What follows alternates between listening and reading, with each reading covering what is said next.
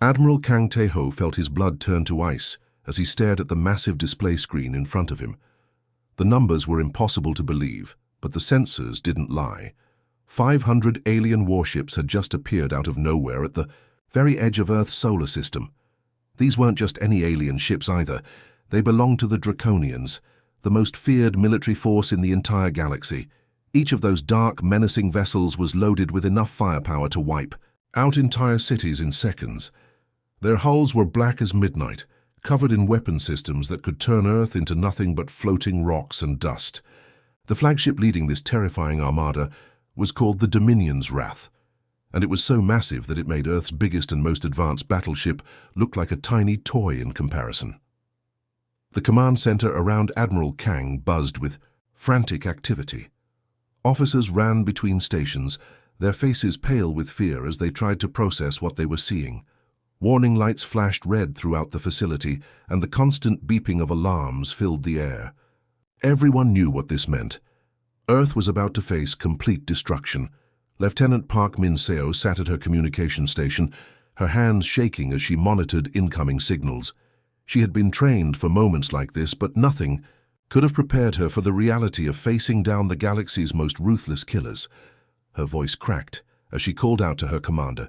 "Sir, we're getting an incoming transmission from the enemy fleet," she said, trying her best to sound professional despite the terror in her heart. Admiral Kang nodded grimly and activated the main holographic display. The air in the center of the command room shimmered and then solidified into the three-dimensional image of an alien creature that looked like it had crawled out of humanity's worst nightmares. The Draconian commander had scales instead of skin, glowing yellow eyes that seemed to burn with hatred, and rows of razor-sharp teeth that gleamed when it spoke. "Primitive humans," the alien creature hissed, its voice filled with contempt and disgust. "You are insects compared to the might of the Draconian Empire. We have conquered 1,000 worlds, and yours will be no different. You have exactly 72 hours to surrender completely and unconditionally. Refuse our generous offer, and your pathetic little world will burn until nothing remains but ashes floating in space." The transmission cut off, leaving the command center in stunned silence. Admiral Kang felt the weight of his entire species resting on his shoulders. He had spent his entire career preparing for alien contact, but he had always hoped it would be peaceful. Instead, Earth was facing the most violent and aggressive species in known space. Meanwhile, thousands of miles away on Mars, Commander Lee Jae-min stood in his own command center, watching the same terrible scene unfold. The Mars Defense Station was humanity's most advanced military outpost, built to protect the outer colonies from pirates and raiders. But against a Draconian fleet, it might as well have been made of paper. "Sir, Earth Command is ordering all fleets to fall back to defensive positions," reported his second-in-command, Major Kim Young-soo. "They want us to form a protective line around Jupiter and Mars." Commander Lee closed his eyes and took a deep breath. He had fought against rebel colonies and space pirates, but this was different. The Draconians weren't just another enemy.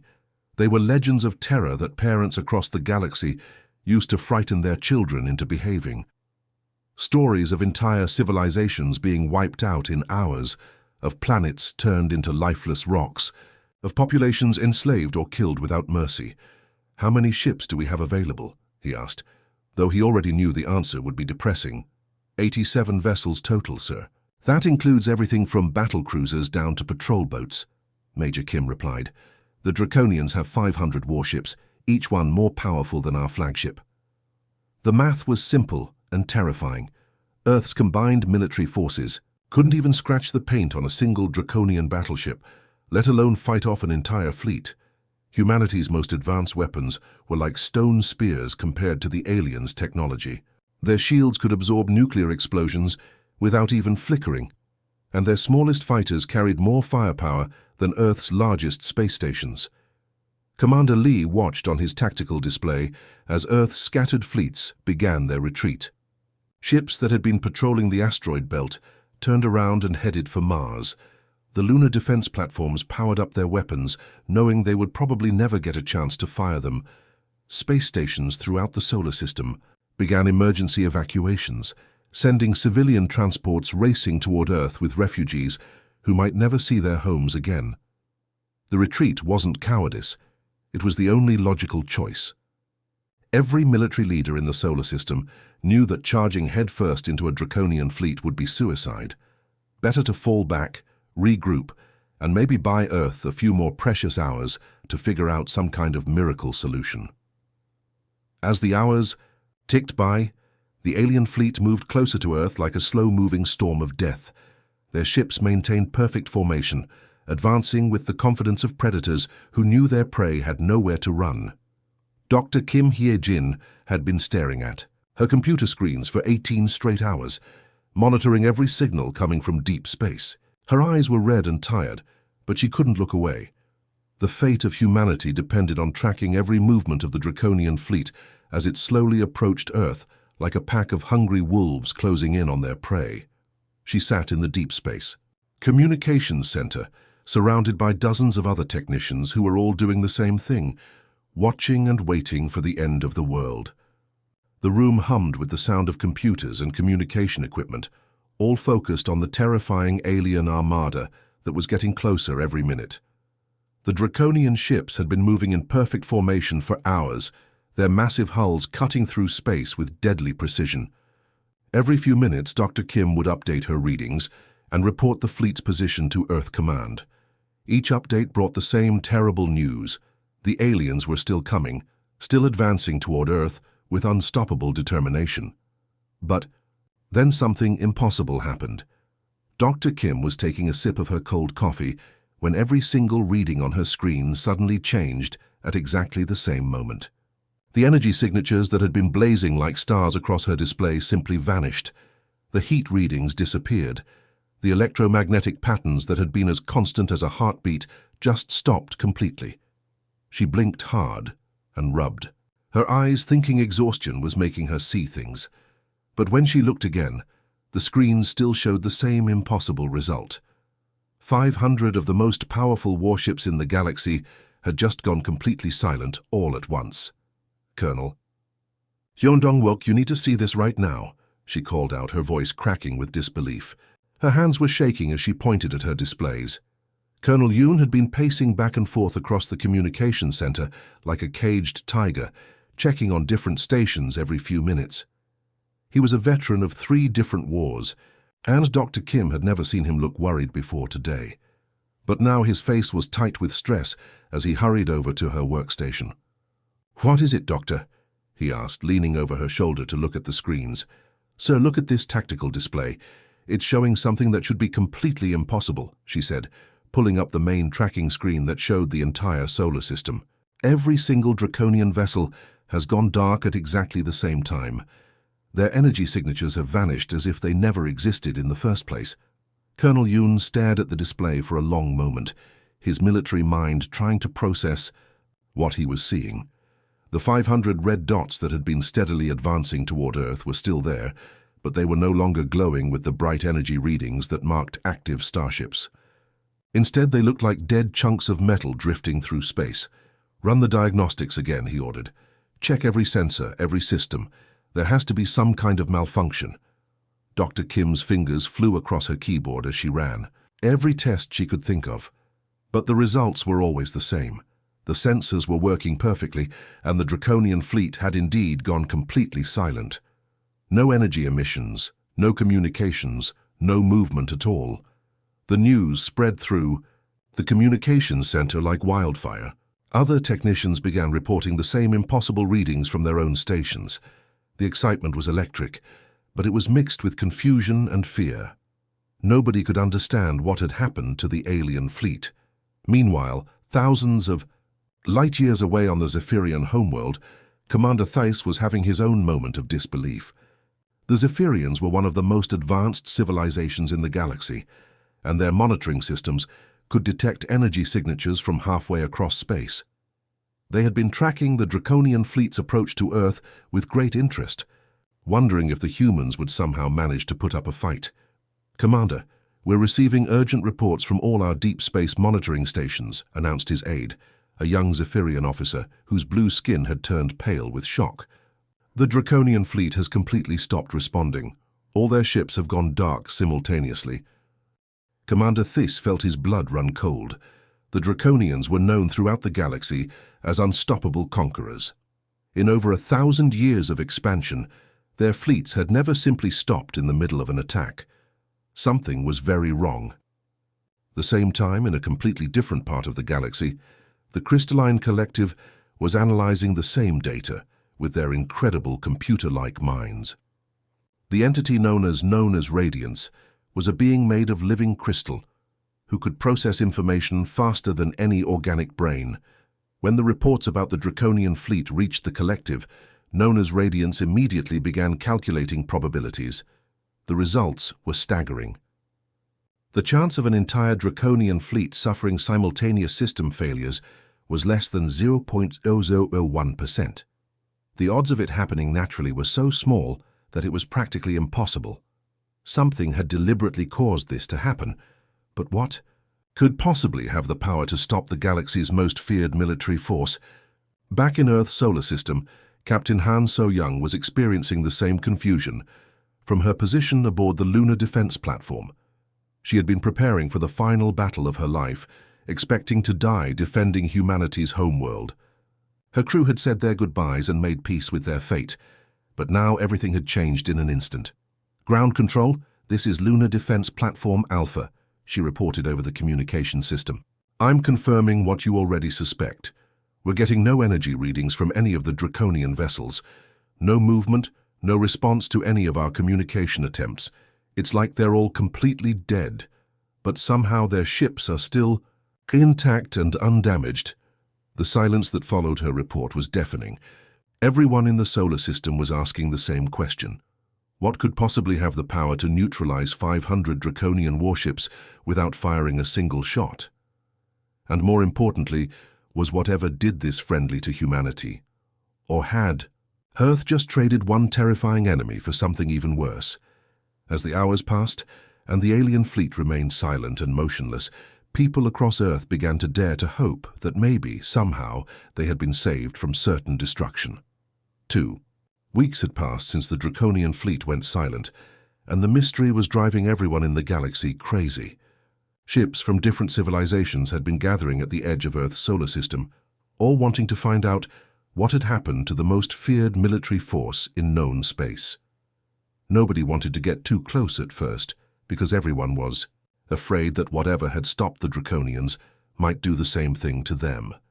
Finally, the major galactic powers decided to work together and send in a joint investigation team.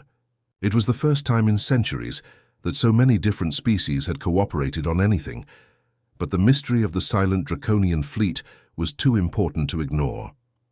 Commander Thys stood on the bridge of his investigation ship, staring out at the motionless alien vessels floating in the darkness of space. He was tall even by Zephyrian standards, with blue skin that seemed to glow slightly in the dim light of the bridge. His people were known throughout the galaxy for being careful and methodical, which made him the perfect choice to lead this dangerous mission. Standing beside him was one of the strangest beings in the galaxy, an entity known as Radiance from the Crystalline Collective. It looked like a walking sculpture made of living crystal, with light flowing through its translucent body like liquid fire.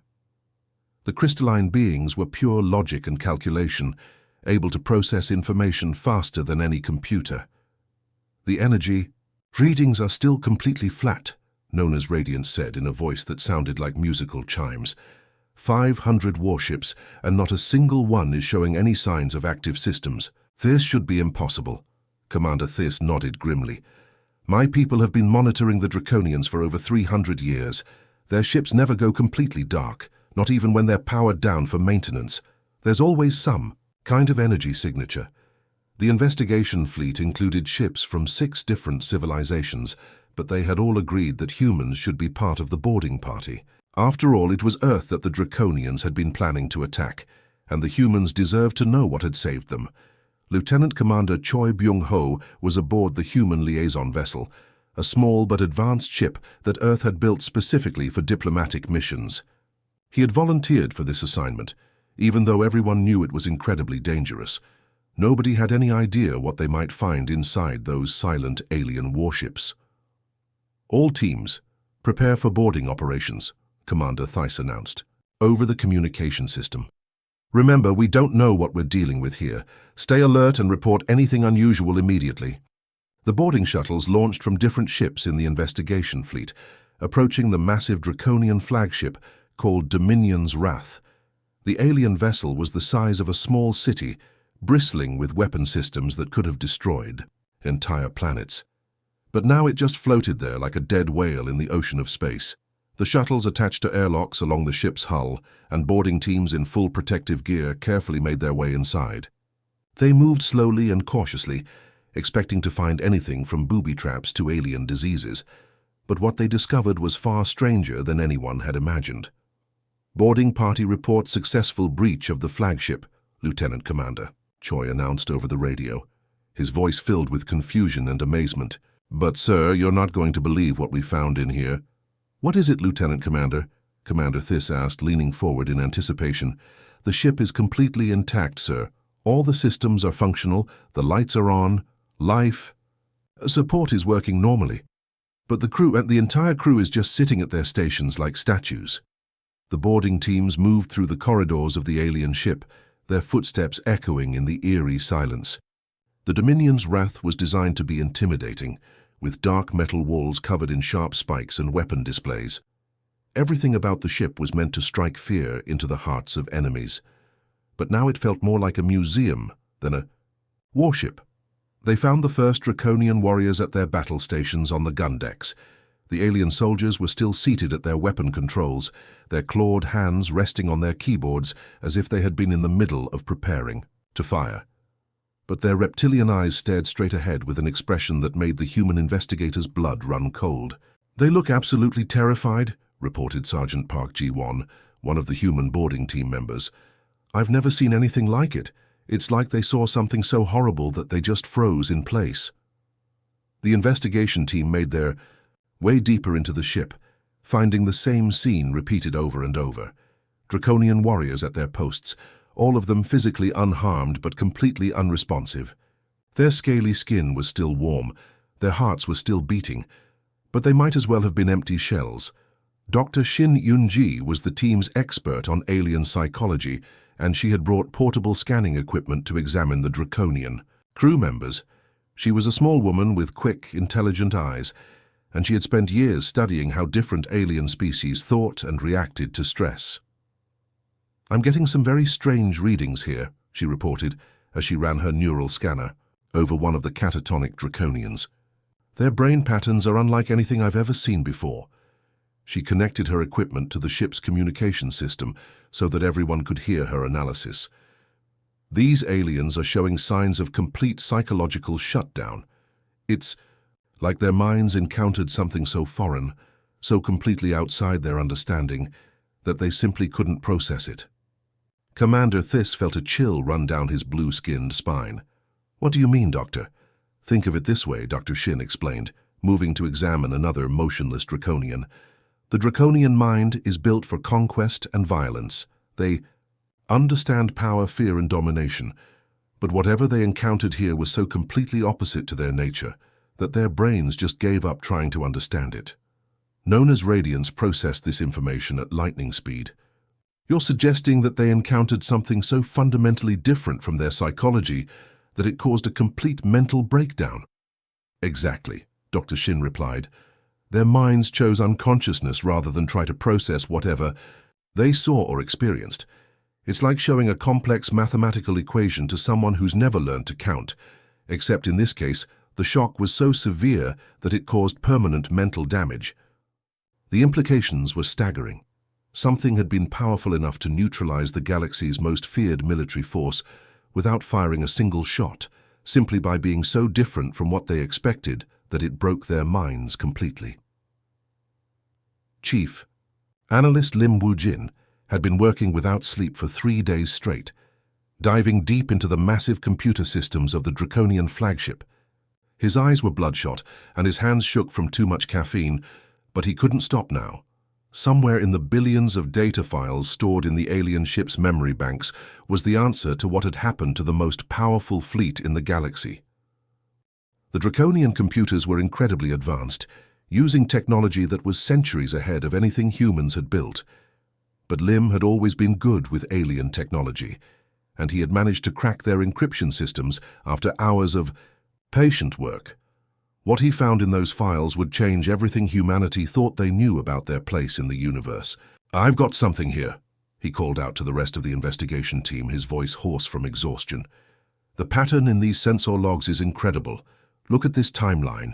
He pulled up a holographic display that showed the exact movements of every ship in the Draconian fleet during their final moments. The 500 warships had been moving in perfect formation, approaching Earth like a pack of predators preparing to strike. Their weapons systems had been charging, their targeting computers had been locking onto major cities, and their communication systems had been buzzing with final attack preparations. "See this moment right here?" Lim pointed to a specific timestamp on the display. "This is exactly when every single ship went dark, and look at what they were doing at that precise instant." Commander Thys leaned in closer to examine the data, his blue skin reflecting the glow of the holographic display. "They had achieved optimal firing positions around Earth," he said, understanding dawning in his voice. "They were about to begin their bombardment." "Exactly," Lim confirmed, pulling up more detailed information. Every ship was in perfect position to glass the planet. Their weapons were fully charged, their shields were at maximum power, and they had clear targeting solutions on every major population center.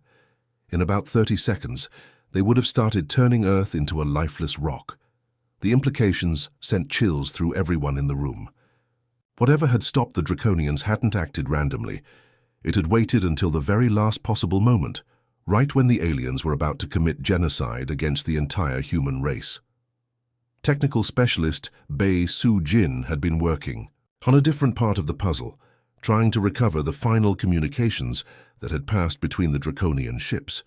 The alien language was incredibly complex, with multiple layers of meaning that depended on scent markers and body language that couldn't be transmitted over radio. But she had managed to piece together fragments of their last messages. "The final transmissions are badly fragmented," she reported, her face pale as she read through the translated text. "Most of it is garbled or corrupted, but there are certain phrases that keep appearing over and over again. They keep referencing something they call the Watchers in the Dark and the ones who came before." She played back some of the audio recordings, and even though the words were translated into human languages, everyone could hear the terror in the alien voices. These were warriors who had conquered 1,000 worlds, soldiers who had never known fear in their entire lives. But in their final moments, they sounded like frightened children crying for their parents. "Listen to this one," Bei said, playing another recording. "The ship commander is screaming about ancient eyes opening and the guardians awakening. Then there's just silence." Dr. Kethnara had been listening to all of this with growing understanding. She was a xenopsychologist who had spent her entire career studying how different alien species thought and reacted to various situations. The Draconians were one of her specialties, and she understood their psychology better than almost anyone else in the galaxy. "I think I know what happened," she said quietly, her voice filled with awe and terror. "The Draconian mind is built for conquest and domination. Everything about their society, their culture, their very way of thinking is based on taking what they want through force and violence. They understand power, they understand fear, and they understand the strong ruling over the weak." She paused, organizing her thoughts before continuing. "But what if they encountered something completely opposite to their nature? Something that was purely benevolent, purely protective, purely good? Their brains literally wouldn't have the framework to process that kind of existence." Commander Thys nodded slowly as he began to understand. "Their psychology couldn't handle it," he said. "When faced with something so fundamentally different from everything they knew, they shut down rather than try to comprehend it." "Think about it," Dr. Kethnara continued. "These are beings who have spent millions of years believing that might makes right, that the strong survive by destroying the weak. Suddenly they're confronted with entities that are infinitely more powerful than they are. But instead of using that power to conquer or destroy, these entities use it to protect and nurture. The contradiction would be so severe that it would break their minds. Meanwhile, on the other side of the planet, something incredible was happening that would provide the final piece of the puzzle. Deep beneath the Pacific Ocean, xenoarchaeologist Dr. Park Jin-woo was exploring the ocean floor in his advanced research submarine. He had been searching for traces of early human civilization, hoping to find artifacts that might explain how humanity had developed so quickly compared to other species. What he found instead was something that challenged everything scientists thought they knew about Earth's history. His submarine's powerful lights illuminated structures that clearly weren't natural formations. They were too geometric, too perfect, too obviously designed by intelligent beings. But they were also incredibly ancient, far older than human civilization, older than the earliest traces of intelligent life on Earth. "Base station, this is Deep Explorer," he reported over the communication system, his voice filled with excitement and disbelief. "I'm seeing artificial structures down here that predate human civilization by millions of years. These aren't natural formations. Someone built these things long before humans ever existed." The structures were massive, stretching across the ocean floor like the ruins of an ancient city. But they weren't built from stone or metal like human constructions. Instead, they seemed to be made from some kind of crystalline material that still glowed with a faint inner light after all these millions of years. Dr. Park carefully maneuvered his submarine closer to one of the structures, using his robotic arms to take samples and measurements. The technology that had created these buildings was far beyond anything humans had ever achieved, more advanced even than the Draconian ships floating silently above Earth. "I'm detecting energy signatures from these structures," he reported. "Very faint but definitely present. Whatever built these things, they're still active after millions of years." As he explored deeper into the underwater ruins, Dr. Park began to realize that these weren't just ancient buildings. They were some kind of monitoring station or observation post. The structures were positioned perfectly to watch over Earth's continents, as if whoever built them had been keeping guard over the planet for countless ages. The pieces of the puzzle were finally coming together, and the truth was more incredible than anyone had imagined. Dr. Park Jin-woo guided his submarine Deep Explorer through the dark waters of the Pacific Ocean, 2 miles beneath the surface where sunlight had never touched. His powerful lights cut through the darkness, illuminating the most incredible discovery in human history. The structures spread out before him like a vast underwater city, but these weren't the ruins of any civilization that had ever lived on Earth. The buildings were made of some kind of crystal that still glowed with a soft inner light after millions of years. They were perfectly preserved, as if time itself had no power over them. Each structure was designed with mathematical precision that made human architecture look like children's building blocks. The technology that created these monuments was so advanced that it seemed almost magical. "This is impossible," he whispered to himself as he maneuvered his submarine between towering spires that reached up from the ocean floor. "These structures are older than the dinosaurs, older than complex life on Earth, but they're clearly artificial." Back at the research station, Dr. Omi Young was working frantically to translate the symbols carved into pieces of crystal that Dr. Park had managed to retrieve. She was one of the world's leading experts in ancient languages, but these symbols were unlike anything she had ever seen before. They seemed to shift and change depending on how you looked at them, as if they contained layers of meaning that went beyond simple communication. As she worked through the night, drinking cup after cup of coffee and rubbing her tired eyes, the meaning of the symbols slowly began to become clear. What she discovered made her hands shake with excitement and fear. "Their predecessors," she whispered, her voice barely audible in the quiet research lab. "They call themselves the predecessors, a civilization that transcended physical existence millions of years ago, long before Earth had any intelligent life at all." The translated symbols told an incredible story. The predecessors had been exploring the galaxy when it was young, searching for worlds that might someday give birth to intelligent life. When they found Earth, they saw something special, a planet with the perfect conditions to nurture not just life, but compassionate, creative beings who might one day contribute something beautiful to the universe.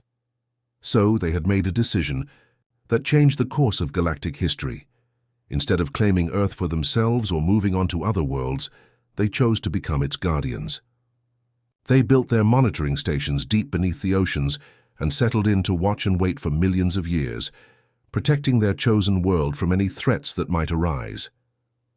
They've been watching over Earth this entire time, Dr. O continued, reading, tears streaming down her face as she understood the magnitude of what she was discovering. Watching over us, every time our planet faced extinction-level threats, asteroid impacts, solar flares, hostile alien scouts, they quietly intervened to protect us. The news of this discovery spread through the scientific community like lightning. Within hours, every major government on Earth knew the truth about humanity's place in the universe. Earth wasn't just another random planet that happened to develop intelligent life. It was a carefully protected sanctuary, watched over by beings so advanced and benevolent that they had chosen to spend millions of years as silent guardians. But the most incredible part of the story was what had happened to the Draconian fleet. When those 500 warships had achieved their firing positions around Earth and prepared to commit genocide against the human race, the predecessors had finally revealed themselves. They hadn't used weapons or violence. They had simply allowed the Draconians to sense their true nature for just a brief moment. The revelation of pure benevolence, of beings who possessed ultimate power but chose to use it only to protect and nurture, had been so shocking to the Draconian mind that it caused complete psychological breakdown. Warriors who understood only conquest and domination simply couldn't process the existence of entities who were infinitely more powerful but chose love over violence. Admiral Kang Tae-ho was in his command center when the implications of this discovery finally hit him. He had spent his entire career preparing for hostile alien contact, expecting that humanity would have to fight for its survival in a dangerous galaxy. Instead, he learned that his species had been lovingly protected by cosmic guardians since before humans had even existed. "Sir, we're receiving diplomatic requests from every major civilization in the galaxy," reported Lieutenant Park Min-seo, her voice filled with amazement. "The Zephyrians want to establish an embassy in Seoul. The Crystalline Collective is asking permission to build a research station on the moon. Even the Altarian Trade Federation is begging for permission to open commercial relations with Earth." Admiral Kang sat back in his chair, overwhelmed by how quickly everything had changed. Just a few weeks ago, humanity had been seen as primitive insects by the rest of the galaxy. Now, every major power wanted to be humanity's friend, not because humans were strong or technologically advanced, but because they were under the protection of the most powerful entities anyone had ever encountered. Captain Han So-young was monitoring the situation from her lunar defense platform when she made the observation that would define humanity's new role in galactic politics. "Sir, humanity's status has changed overnight," she reported to Earth Command. "We're no longer a primitive species that the galaxy ignores. We're the most protected beings in known space, and everyone wants to understand what makes us special. Enough to deserve such guardianship." The transformation was incredible to watch. Commander Lee Jae-min observed from his position at the Mars Defense Station as alien vessels began approaching Earth's solar system. But these weren't invasion fleets or military forces. They were diplomatic ships, carrying ambassadors and scientists who wanted to study humanity and learn from the species that had somehow earned the love of cosmic guardians. "They're not coming as conquerors," he reported with wonder in his voice. "They're coming as supplicants, hoping to understand the mysterious guardians who watch over humanity. Some of them are even asking for permission to build shrines and temples in Earth's solar system, treating this entire region as sacred space." The galaxy's power structure had been turned completely upside down in a matter of days. Earth, which had been seen as an insignificant backwater world, was now the center of galactic politics. Every major decision, every trade agreement, every military alliance now had to consider humanity's opinion, not because humans were powerful, but because they were beloved by beings whose power transcended anything the galaxy had ever known. The most beautiful part of the entire story was the motivation behind it all. The predecessors hadn't chosen to protect Earth because they wanted to control it or use it for their own purposes. They had become guardians simply because they believed that every intelligent species deserved the chance to grow and flourish in safety. Their love was pure and unconditional, asking nothing in return except the opportunity to watch their chosen children develop into something wonderful. As the weeks passed and more diplomatic vessels arrived at Earth, humanity began to understand their new responsibility. They weren't just the beneficiaries of cosmic protection. They were living proof that benevolence and love could be more powerful than any weapon ever created. The galaxy was watching to see what kind of civilization would emerge from a species that had been nurtured by such incredible guardians. The age of human isolation was over, and the age of humanity as the galaxy's moral center had begun.